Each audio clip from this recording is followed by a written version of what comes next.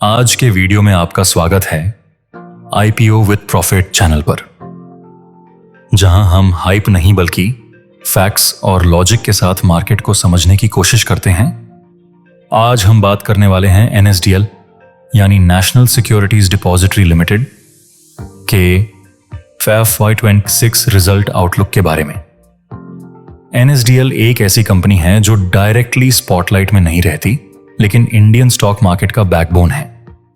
जब भी कोई इन्वेस्टर देमत अकाउंट के थ्रू शेयर्स बाय या सेल करता है, तो उसके पीछे जो पूरा इलेक्ट्रॉनिक सेटलमेंट सिस्टम काम करता है, उसमें एनएसडीएल का रोल बहुत ही इंपॉर्टेंट होता है। इसीलिए इसे एक कोर मार्केट इंफ्रास्ट्रक्चर कंपनी माना जाता है। FY26 के कॉन्टेक्स्ट में देखा जाए तो एनएसडीएल ने पहले 2 क्वार्टर्स में काफी डिसिप्लिन और स्टेबल परफॉर्मेंस दिखाई है। Q1 FY26 में चाहे रेवेन्यू में हल्का प्रेशर दिखा, लेकिन कंपनी ने कॉस्ट कंट्रोल और ऑपरेशनल एफिशिएंसी के थ्रू प्रॉफिट ग्रोथ मेंटेन रखा। ये एक पॉजिटिव सिग्नल होता है, क्योंकि वॉलेटाइल मार्केट के टाइम पर भी अगर मार्जिन स्टेबल रह रहे हैं तो इसका मतलब बिजनेस मॉडल स्ट्रांग है। Q2 FY26 में पिक्चर और ज्यादा क्लियर हुई, जहां रेवेन्यू ग्रोथ वापस ट्रैक पर आई और नेट प्रॉफिट में डबल डिजिट ग्रोथ देखने को मिली। इसी क्वार्टर में एनएसडीएल ने डिविडेंड अनाउंस किया, जो लिस्टिंग के बाद इन्वेस्टर्स के लिए कॉन्फिडेंस बिल्ड करने वाला स्टेप माना जाता है। आईपीओ विद प्रॉफिट पर हम सिर्फ नंबर्स नहीं, बल्कि उन नंबर्स के पीछे की स्टोरी समझते हैं। इंडिया में रिटेल इन्वेस्टर पार्टिसिपेशन हर साल बढ़ रही है, नए देमत अकाउंट्स ओपन हो रहे हैं और इक्विटी कल्चर धीरे धीरे स्ट्रांग हो रहा है।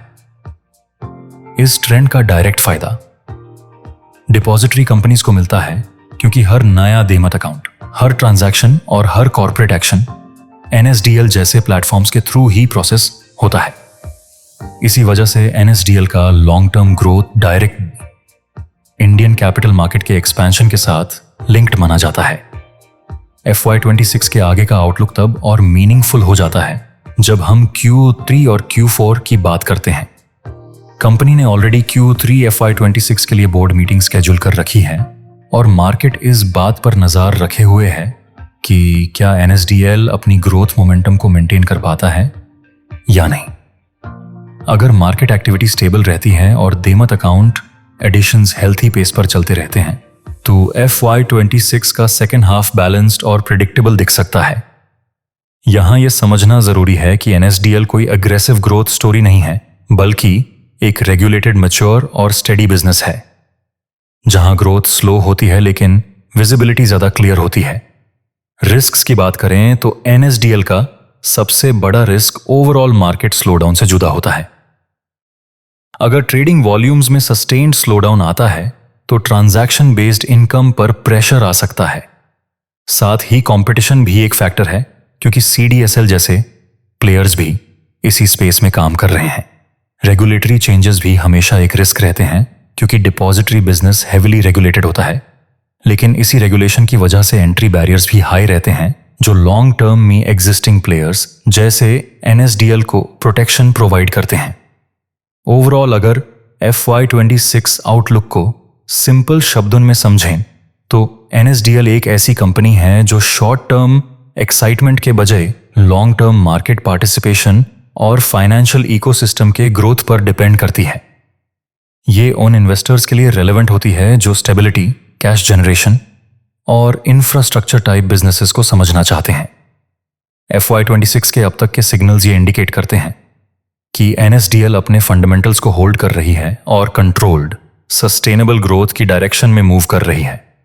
अगर आपको ऐसे ही रिजल्ट एनालिसिस, आईपीओ रिव्यूज और मार्केट के लॉजिकल ब्रेकडाउन्स पसंद आते हैं, तो आईपीओ विद प्रॉफिट चैनल को सब्सक्राइब करना ना भूलें। वीडियो को लाइक कीजिए, कमेंट में अपना ओपिनियन शेयर कीजिए और बताइए नेक्स्ट कौन सा स्टॉक या रिजल्ट आप देखना चाहते हो। मिलते हैं नेक्स्ट वीडियो में। तब तक के लिए नॉलेज को हाइप से ऊपर रखिए और डिसीजंस हमेशा समझ कर लीजिए।